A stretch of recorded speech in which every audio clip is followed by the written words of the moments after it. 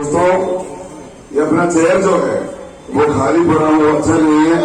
हम जो बात कर रहा हूँ वो मुसलमानों का पीछेपन को हटाने की बात कर रहा हूँ।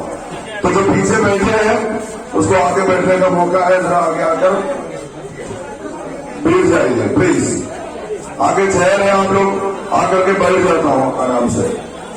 अपना खास मेहमान दो लोग अभी अपने बीच में बैठे हैं, मुस्लिम यूथ लीग का राष्ट्रीय सदस्य आसिफ अंसारी साहब और नेशनल ऑर्गेनाइजेशन सेक्रेटरी खुफिया सबली साहब आपसे बात करने के लिए यहाँ पे बैठे हैं। मैं ज्यादा वक्त नहीं लेना चाहता हूँ। जैसे कि यहाँ आपको मालूम है हम सब केरल से आए हुए हैं। केरल से इसलिए आया हूँ कि हम मुस्लिम लीग का पैगाम लेकर के आया हूँ। हम अभी गुजरात होकर के आया हूँ। अभी यहाँ मीरठ में लगता है डेढ़ महीने बाद कॉर्पोरेशन का चुनाव होने वाला है। आजकल चुनाव का माहौल ऐसा बन गया हो, अगर तुम्हें जीतना है तो सामने एक दुश्मन को खड़ा कर दो। यहां इतने नौजवान बैठे, कभी वो दुश्मन बेरोजगारी था, महंगाई था। देश के इतिहास में आप 8 साल पहले देखो तो चुनाव में चर्चा वही बातों की होती थी, लेकिन आज वो सब बदल गया। अगर बेरोजगारी चर्चा में आ गई, महंगाई एक मुद्दा बन गया, तो उनको मालूम है जो आज सत्ता में है कि पहली बार वो हार जाएगा। तो सामने उन्होंने ऐसा एक दुश्मन को खड़ा कर दिया जिसे मुसलमान कहते हैं। मुसलमान को देश का दुश्मन बना देते हैं, देश का गद्दार बना देते हैं और कहते हैं कि जब तुम वोट डालते हो तो ये वोट मुसलमानों के खिलाफ डालते हो। ऐसा साइकोलॉजी बना के डर नफरत का नया राजनीति आज अपने देश में चालू है। तो हम इसीलिए आए हैं, आप ये नफरत को, ये डर को कैसे हराएंगे। केरल में जब मुस्लिम लीग का कार्यक्रम, जब अपना प्रोग्राम, जब अपना काम चालू हुआ था तो आपसे भी पीछे रहे थे। केरल का सबसे पहला यतीम खाना, जो हम अपने यतीम लोगों, यतीम बच्चों को पढ़ाई करते हैं, पहला यतीम खाना गुजरात से एक आदमी आकर के हमें बना के दिया था। वो जमाने में हमारे पास अपने यतीम बच्चों को खिलाने का वो दाल रोटी भी नहीं था। अब यहाँ पे बड़े गर्व से बोला 15 एमएलए है, 3 MP है।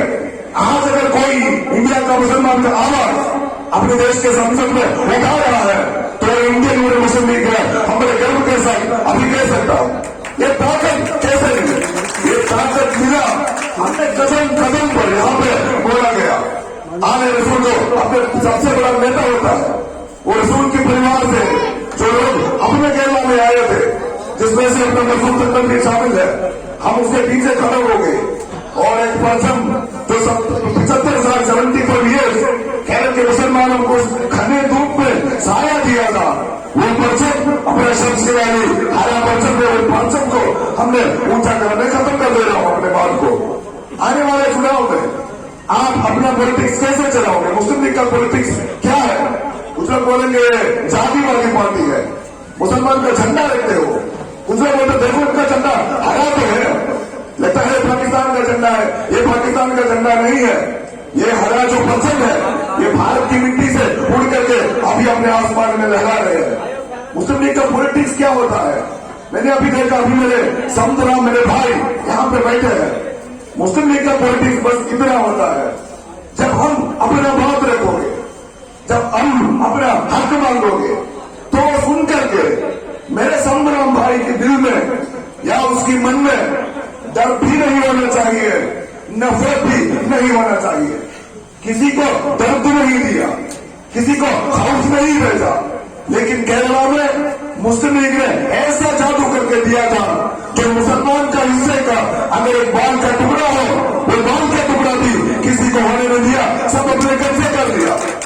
और ये भी बोल दिया जब CH मोहम्मद गोया साहब जो स्वतंत्र भारत में एक मुसलमान जो पहला किसी स्टेट का, किसी राज्य का CM बने थे, वो मुस्लिम लीग का बेटा CH मोहम्मद गोया साहब थे। वो एक बार आज से 30-40 साल पहले इस परचम का पैगाम लेकर के आपका लखनऊ में भी आया था। उन्होंने हिंदू समाज की, अपने भाइयों की 1 महीने में गया तो बोला तुम मुस्लिम लीगी हो, तो तुम सीएम बन गए हो, तो तुम मुसलमानों के लिए काम करोगे। तो उसने वहां पे बोल दिया, मैं आप लोगों का, आप हिंदू है मेरा भाई है, ईसाई मेरा भाई है, आपका हक का एक बात का टुकड़ा मैं अपने कौम के बच्चों को नहीं खिलाऊंगा, क्योंकि किसी का हक खाना, किसी का हक मेरे बच्चों को खिलाना मेरे लिए हराम है। हम ऐसा किसी का नहीं खाने वाला है।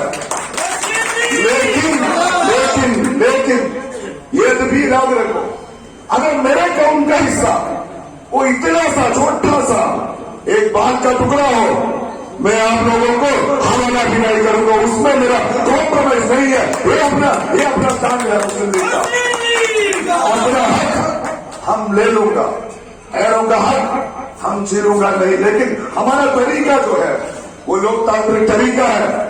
इस झंडे के नीचे मुसलमान भी खड़े हो सकता है, हिंदू भी खड़े हो सकता है, ईसाई भी खड़े हो सकता है, क्योंकि ये हिंदुस्तान की मिट्टी से उगला है।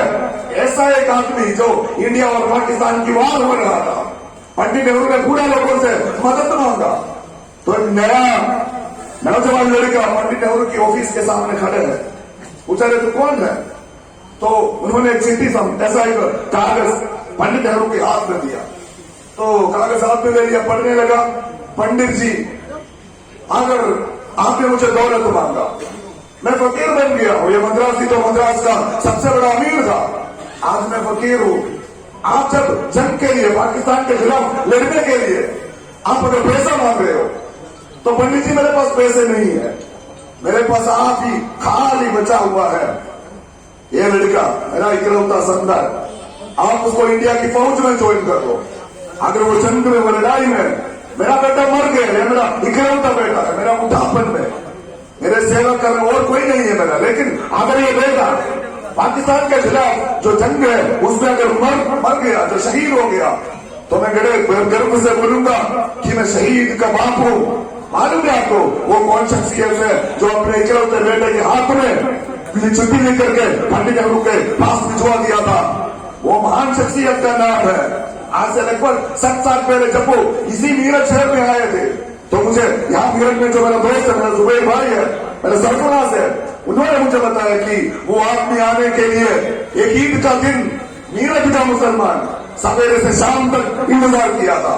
जब वो आदमी चले आए मीरठ के शहर में, तो उनको मीरठ का जनता, मीरठ का मुसलमान ऐसा इस्तेमाल किया था कि अपना रईस आए है, अपना अमीर आए है। वो शख्सियत का नाम है मोहम्मद इस्माइल साहिब, जो इंडियन मोटिवेशन लेकर अपना मिट्टी में खड़ा कर दिया था।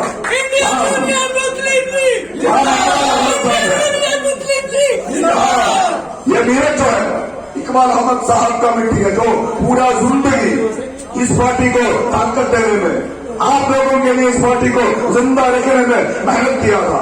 अब जब इकबाल अहमद नगरी में बैठे हो, मुस्लिम यूथ लीग का पहला स्टेट कॉन्फ्रेंस कर रहे हो, तो वो आदमी जो बड़ा शख्सियत जो हमेशा हम जब मीरठ आया करते थे, हमारा इस्तेमाल करते थे, वो आदमी का याद है इस हॉल के अंदर है।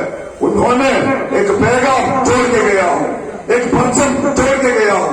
वो परचम, वो पैगाम, वो पार्टी जब मेरठ का कॉर्पोरेशन का चुनाव लड़ोगे, तो ऐसा एक इतिहास था इस शहर में मुस्लिम लीग का डिप्यूटी मेयर थे। मैं आपसे एक वादा पूछ रहा हूं खेल के मुसलमानों के लिए, हमारे टंडन साहब के लिए, कि और जब अगले महीने मीरठ की चुनाव की लड़ाई के मैदान में इकबाल अहमद साहब का परचम, कायदे मिल्लत का परचम, जिहाद करने का परचम वो लेकर के हम लड़ोगे, तो आप लोग मेरे से वादा करो, हम जीतेंगे, हम हारोगे नहीं इंशाअल्लाह।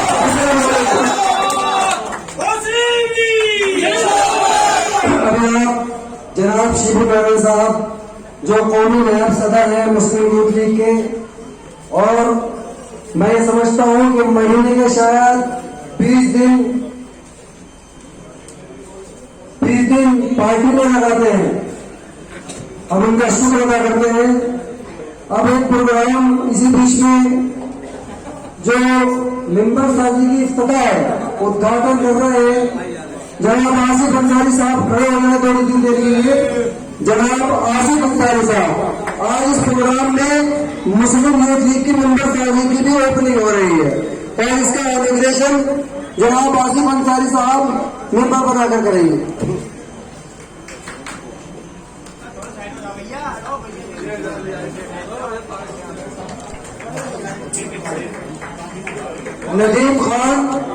नदीम खान कानपुर से है ये, इनका मेंबर शादी भी की जा रही है और इन्हें औहदे से भी नवाजा जा रहा है। जनाब नदीम खान साहब, ये नदीम खान कानपुर से ताल्लुक रखते हैं और ये कानपुर के सिटी वाइस प्रेसिडेंट बनाए जा रहे हैं। नदीम खान, और इनको मेंबरशिप दी जा रही है यूथ लीग की। अब मैं गुजारिश करूंगा सैफ खान, सैफ किधर है? जिनको यूथ लीग की मेंबरशिप दी जा रही है कानपुर से, सैफ खान।